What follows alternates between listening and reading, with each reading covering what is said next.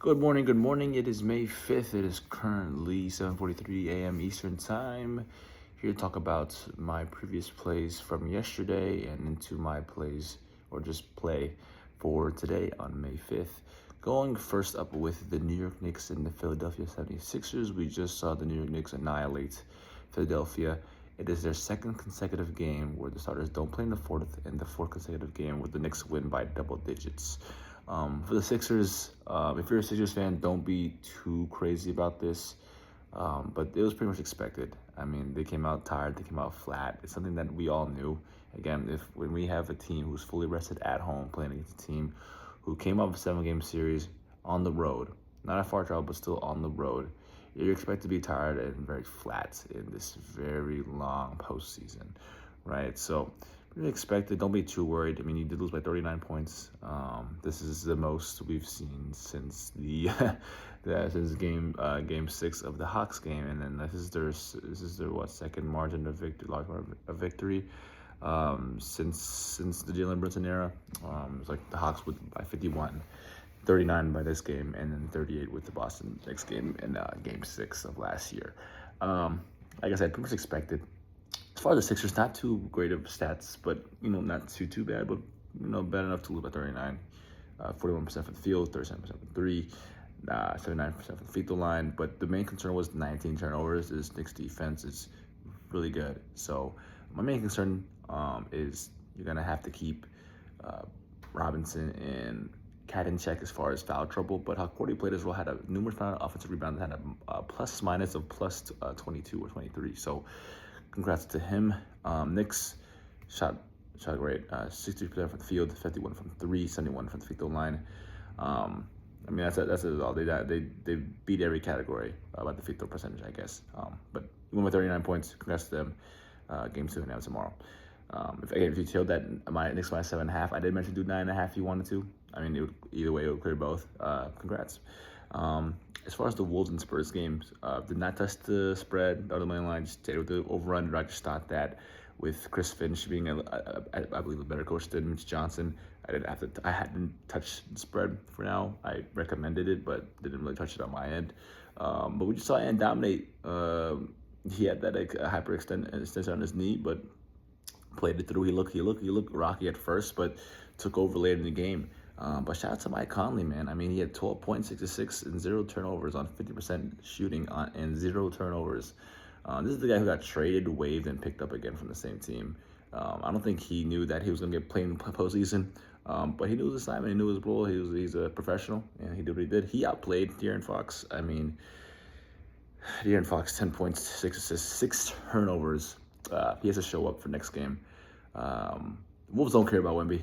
He had 12 blocks, but they don't care. They're going to keep going and attacking that paint regardless of who's in there. It just showed. I mean, and then Wemby, he's definitely more aggressive. He shot 0 for me from the three-point line. I guess you lost by possession, and if you could have been the one, you could have been a difference maker. But, I mean, if you're the best player on the court and you're shooting 29.4% from the field, it's not going to happen. But the good thing is, you're at home again. Wemby shot poorly, and you still almost won. Mitch Johnson didn't call a timeout. I think it was the right move. So don't get the defense set, just let him play.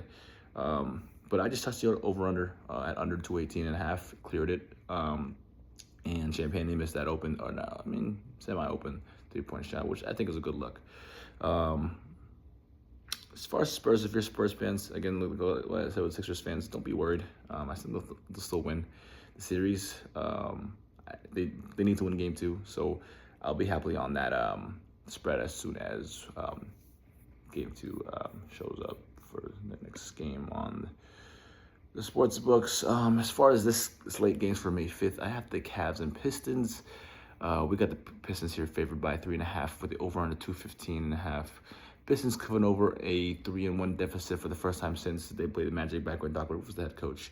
And then the Cavs, they just downplayed the competition. Raptors were just too inferior. I mean, they had no Emmanuel Quick the whole series. They lost Brandon Ingram the past 2 games. I mean, this was a team that was too slim inferior. I mean, your tallest player was Patel, which I don't think he's all that. Podol Patel, whatever. Podol. This Cavs team just downplays with their competition, and they have yet to win an away game. So If you want to choose one here, again, not a big fan of this slate, but if you were to choose one here, I would just take the Pistons minus 3.5, just because neither team has, sorry, not neither team, but the Cavaliers have never won a game on the road yet, so I'm going to keep fading them until they win a game on the road. But my favorite play of this game is Sam Merrill over 1.5 threes or just 2+ 3-pointers. It's at plus 102.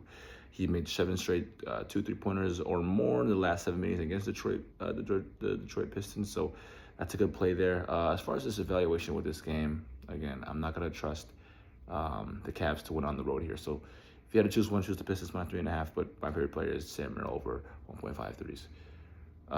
Next game, zero interest in this game at all. Not gonna touch it. But I got some ideas for you if you do want to touch it. We got Lakers versus Thunder here. Thunder is favored by minus 15.5 with the over of 213.5. Like I said, you got one team favored by more than 15 points plus in a playoff game. So not something I would want to do. You are playing OKC where they dominate, where they go stupid, dummy, crazy at the crib. But if you were to do one, try to do maybe the other 213.5. Or the Lakers team total under 98.5. I just think besides the Knicks, I think all three teams in the Spurs, the Wolves, and the Sixers have struggled offensively. So if you had to choose one, choose the under of the total game or for the away team, which is the Lakers here. LeBron is your best player, and you're going to have to slow the game down. You're going to have to minimize the possessions for the Thunder. You're going to have to minimize the shooters shooting their shots. Let Dort, shoot the trade ball, And then Jalen Williams, you don't know what his concern is. He's still out. And you don't know what time he's gonna come back in, and you don't know what he's gonna come back anytime soon. And then as far as Luka, his planned return date is Game 5, but that's if they make Game 5. So we're gonna see. I think as far as the coach's perspective, I think it's pretty even. But yeah, that's my game. If you want to take something to take the other 213.5 or the Lakers team total 98.5. I'm not gonna touch that. My only play for the day is the Cavs Pistons game. Again, I recommend do Pistons 3.5, but I'm not going to do that. I'm going to do the Sam Merrill over the 1.5 threes for that game. And then, yeah, that's pretty much all I got for today. If you guys need to talk to me or you guys want to see my other socials, I have Discord, I have X, I have Instagram, and I have YouTube, of course, all Joe Kim Radio. So, again, thank you guys for watching this video, and I'll see you guys next time. Bye-bye.